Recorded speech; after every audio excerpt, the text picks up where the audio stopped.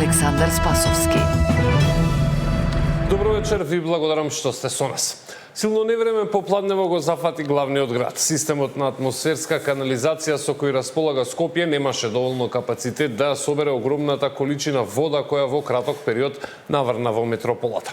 Тоа ни донесе улици полни со вода, поплавени подвозници и заглавени автомобили. Пријавени се и паднати дрвја, поплавени подрумски простори и останати штети на повеќе локации. Екипите се уште се на терен, ги следи Наташа Мерсовска, имаме во овие вести во живо. Наташа, каква е во моментов состојбата во главниот град? Александар, сообраќајот сега се нормализира, улиците, барем каде што ние се наоѓаме, се исушија и сега се продни, а таму каде што има проблеми, екипите се на терен и работат на расчистување на состојбата.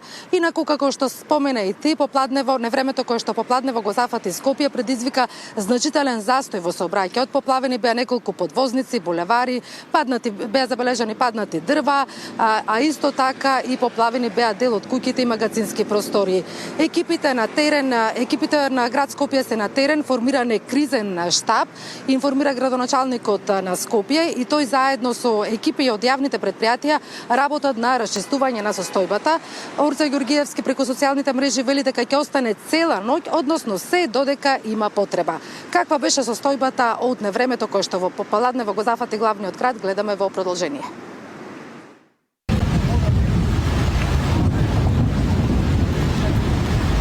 Поплавени улици, куќи, подрумски простори. Сообраќајен хаос во главниот град предизвика невремето во попладневните часови. Од Центарот за управување со кризи информира дека поплавени се 2 подвозника, каде има заглавени коли, кај кружниот тек во општина Бутел и Киселавода, 3 кружни текови, кај Истгејт, кај Мотоцентар и Цементара, како и кај Железара. Поплавена и улицата Јордан Мјалков. Од СУК информираат дека во Киселавода, Автокоманда и Чаир поплавени се дел од куќите, подрумите и гаражите, а имало и пријава за поплавен магазин во Чаир и приватна фирма во Киселавода. Во Ману под вода се подрумските и гаражните простории, а вода навлегла и во главниот хол и амфитеатарот. Граѓаните се револтирани, не можеа да стигнат до заканата локација и по неколку часа. Виновни сме сите ние, бидејќи го градов го направивме да не може да се мрдне никаде. Еден дожд цел град да го парализира е срамота за еден град што е проектиран за пола милион жители, со милион да живеат, не е нормално, физички не е нормално. 40 минути само за партизанскиот рук. Ни една шахта не функционира, поплави под секој подвожњак и заради тоа се стварат гужви. А колку време патувате сега? Има застој? Само се вртиме округ, не знаме од каде да одиме, сат време овдека се вртиме. Дел од граѓаните и фирмите сами ги чистат шахтите, за да стане проводен сообраќајот. Колку време чистите? Едно 3 сати има. А што мислите, кој е проблемот? Порен дожд, што друго да кажем. Слаба канализација, одвод, довод, се слабо е. Од град Скопје информираат дека кризниот штаб и екипите на јавните претпријатија се на терен и цела ноќ ќе бидат на располагање каде што има потреба. Во моментов се наоѓам на една најкритичните точки по обилните врнежи и невремето кое што го зафати градот Скопје, тоа е кружниот тек кај Истгејт, така што може да забележите веќе стабилизирана состојбата овде. Покрај во Скопје, поплави има и во Куманово, Велес, Радовиш, Струмица, Кавадарци, Свети Николе. Регистрирани се поплавени потруми, паднати дрва, електрично броило, паднати жици и бандери, а во Полошкиот регион, во село Нераште, поплавени се неколку куќи и предизвикана е значителна материјална штета. Се работи на расчистување на состојбата и формирана е комисија за проценка на штетите, велат од СУК. Наташа Мерсовска, Сител телевизија.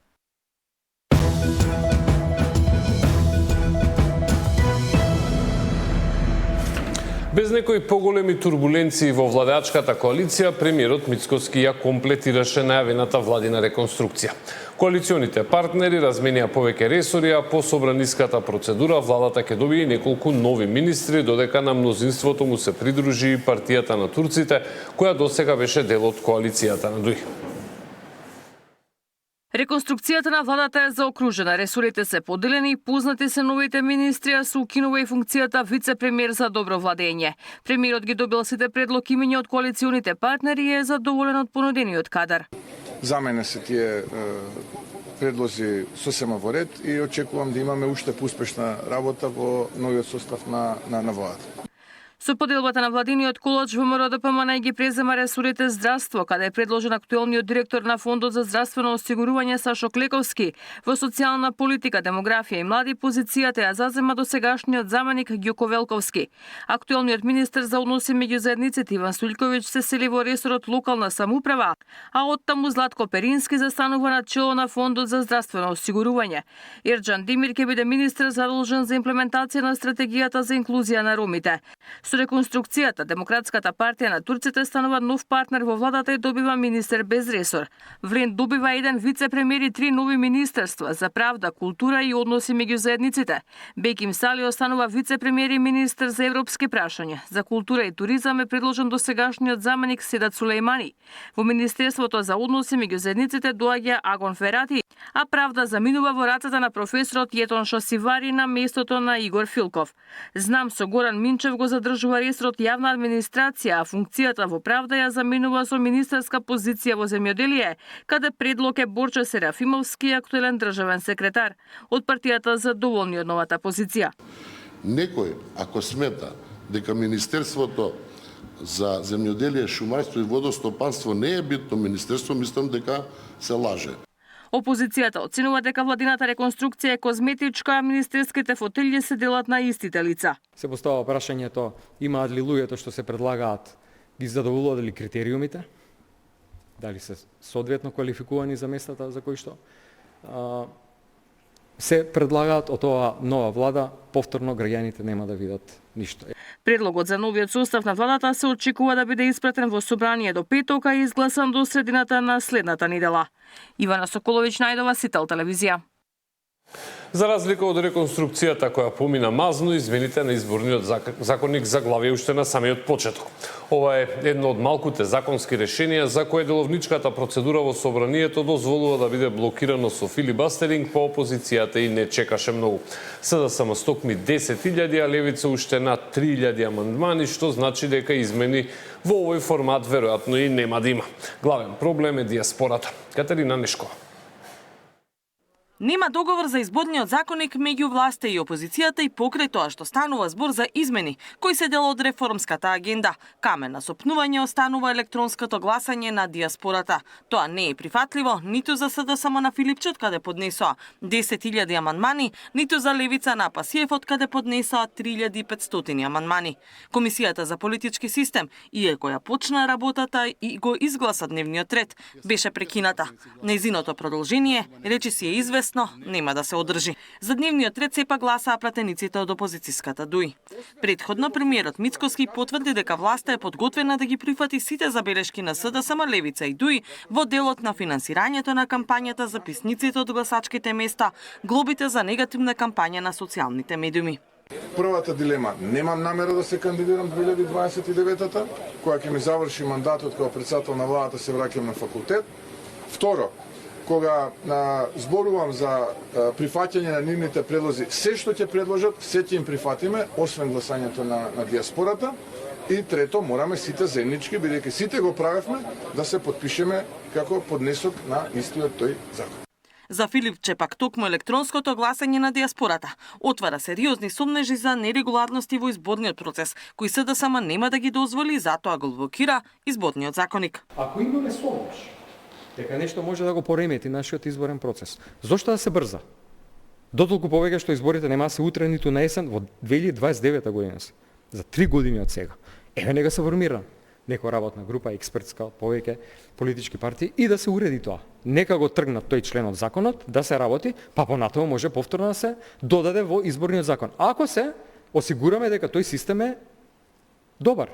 Од Левица се сомневаат дека гласањето на диаспората намерно е вметнато за да настане блокада на изборниот законник. Заговор против Левица на двете најголеми партии за да повторно останеме без државно финансирање, затоа што во ваков статус кво случај единствен кој губи е Левица, бидејќи остануваат непринципиалните правила на политичка дискриминација. Изборниот законник е едно од 4 законски решенија за кое е дозволено филибастеринг според новиот деловник. Катерина Нешкова, Сител телевизија.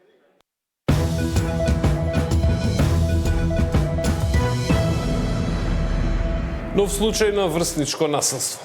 Малолетни деца тепаат безпомошно девојче кое на колена ги моли да не го прават тоа.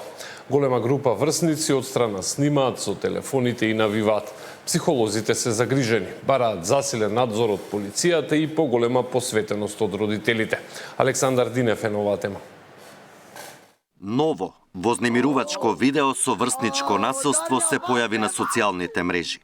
На снимката се гледа како група млади малтретираат малолетничка.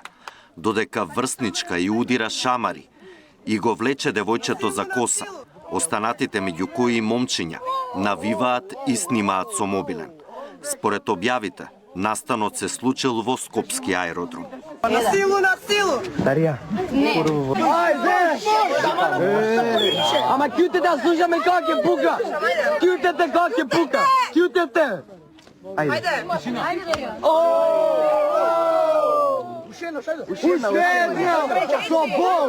Од МВР информираат дека за случајот досега нема пријава во СВР Скопје. Се преземаат мерки по допрен глас за утврдување на идентитетот на лицата и за целосно расчистување на случајот. Сите заеднички би требало да размислиме што е следното што можеме да го направиме. Не е доволно само еден сегмент од општеството или од тоа функционирање да биде опфатен или да се прогласи за виновен само родителите или само наставниците и училиштата, само тие што треба да ги воспитуваат, него дека тие е една сложена, комплицирана интеракција од сите овие елементи, од тоа како социјално, економски, политички функционира целото наше општество. За да се намалат ваквите инциденти со меѓуврсничко насилство во населбите, како една од превентивните мерки е да се вратат полицајците позорникари, смета психологот. Пред 2 месеци за малтретирањето на 13-годишно девојче во Ѓорче, МВР поднесе кривични пријави за насилство на 4 малолетнички, но и за нивните родители. Александар Динев, Сител телевизија. Државниот пазарен инспекторат неколку пати го контролирал пулс, но локалот никогаш не бил казнет, добил само една опомена. На денешното рочиште за случајот беа презентирани докази за постапувањето на инспекторите, меѓу кои дека немало потврда отинокниот клуб ги исполнувал минимално техничките услови за работа. Зоран Јаневски го следеше денешното рочиште. Документи од Државниот пазарен инспекторат за направени контроли во пулс како докази беа презентирани на денешното судење за пожарот во Кочанската дискотека. Откако на минатото рочиште адвокатите побараа изземање на обвинителката бидејќи ги толкуваше доказите, таа документите денеска не ги објаснуваше. Тоа ќе го направела во завршниот збор на крајот од судскиот процес. Почитувани, ова не е секојдневен и лесен судски процес. Овие докази се кај судот, но тука е и поротата. Тука се многу обвинети со различна одбрана. Тука е и јавноста која заслужува да добие јасен настап и изведување на докази од страна на нас обвинителите. Мораме да продолжиме јасно и прецизно да ги изведуваме и доказите за обвинетите од пазарниот инспекторат, за да можеме да ги поврземе. Не е тоа пристрасност, кажа во судницата обвинителката Наташа Сарамандова. Според доказите, Државниот пазарен инспекторат неколку пати правел контроли во пулс. Локалот никогаш не бил казнет, добил само една опомена. Немало ниту потврда од инспекторите дека ноќниот клуб ги исполнувал минимално техничките услови за работа. Судењето за пожарот во кој загинаа 63 лица ќе продолжи во понеделник, кога обвинителството ќе објави разговори кои сопственикот на Пулс ги водел со дел од останатите обвинети преку мобилни апликации. Зоран Јаневски.